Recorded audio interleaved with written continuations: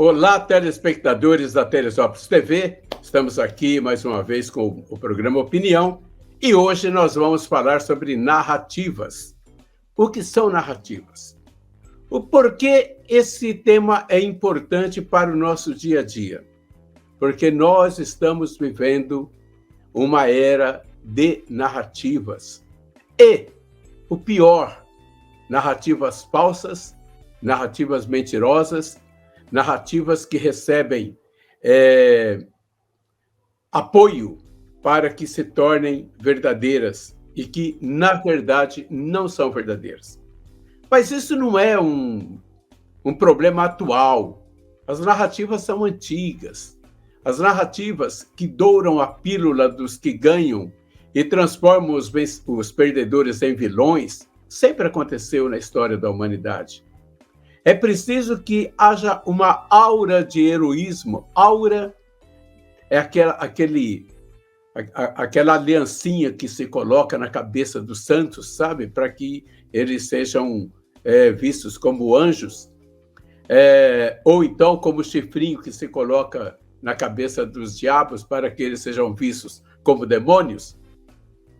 Então, a aura da narrativa ela é dourada de acordo com o interesse de quem conta a história, aquela história. Vamos pegar, por exemplo, um fato bastante interessante que é a nossa independência do Brasil.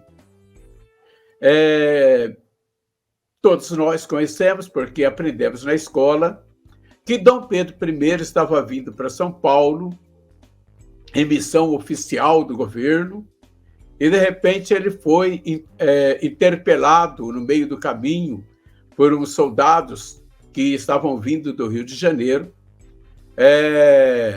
com uma carta da imperatriz dizendo que o governo português exigia, né, que ele fosse para Portugal e que aqui o Brasil ia se tornar uma colônia novamente. E aí, irado, ele puxou a sua espada em cima do seu cavalo branco, todo fardado, bonito, com aquele chapéu maravilhoso, e gritou: independência ou morte! Pronto, o Brasil estava independente. Na verdade, não foi bem assim. Essa era uma história que já vinha rolando há muito tempo no país. Se não fosse Dom Pedro I, outro grupo teria feito a independência do Brasil, talvez de maneira sangrenta, como aconteceu nos países vizinhos ao Brasil. Dom Pedro I, na verdade, estava vindo de Santos, subindo a serra para São Paulo. E não tinha nenhum cavalinho branco. Ele estava montado ou numa besta ou num burro. Por quê? Porque eram as bestas e os burros que conseguiam vencer aquele caminho íngreme. Vocês imaginam, até hoje, mesmo com todos os viadutos da Imigrantes, da Anchieta, é difícil para subir de Santos para São Paulo. Imagina lá atrás, subindo aquilo de burro e às vezes a pé. E, na verdade, quando a comitiva enviada pela imperatriz alcançou o Dom Pedro e a sua comitiva que vinha de Santos, quando eles estavam perto de um riacho chamado Ipiranga, um corguinho, né? Dom Pedro estava, na verdade, no que a gente chama de matinho, ou na casinha, lá no meio do mato, embrenhado, porque ele estava com uma diarreia de dar dó.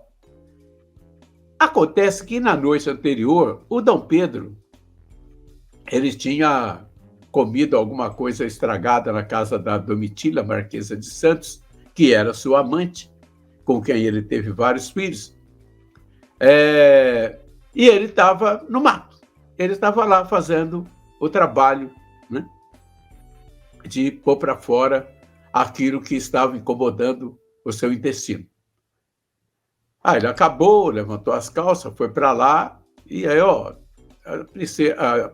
a imperatriz mandou isso aqui, disse para o senhor que Portugal quer que a gente embarque e que isso aqui vai virar uma colônia novamente. E aí ele disse não. Ou o Brasil se torna independente, ou a gente vai morrer lutando, porque eu não vou para Portugal e não vou deixar o Brasil virar uma colônia novamente. É mais ou menos isso que foi conversado. É claro que isso não foi um ato impensado, né? Na verdade, a gente nem sabe se ele sacou a espada e deu esse grito.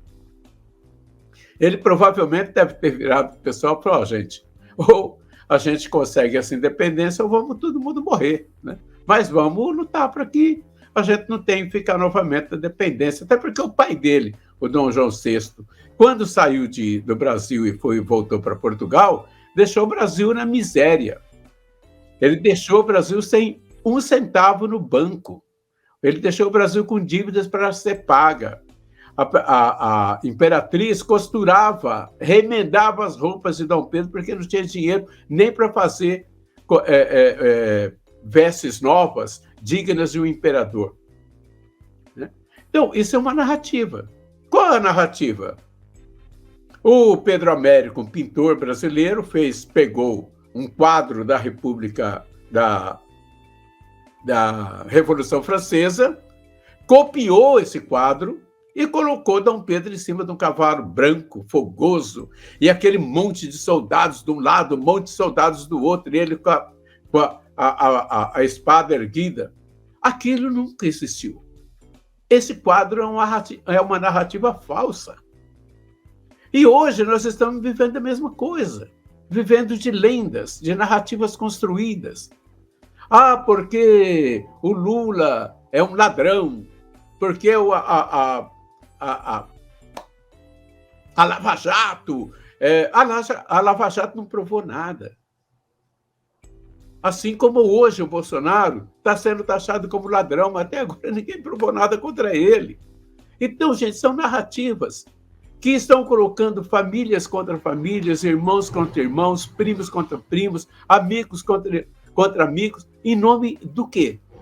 De duas narrativas que não são verdadeiras. Ou se são verdadeiras, elas têm outros matizes que precisam ser discutidos pela sociedade. Agora, aqui entre nós, colocar nossas amizades, os nossos graus de parentescos, os nossos amores, os nossos bem-quereres, em nome de quem?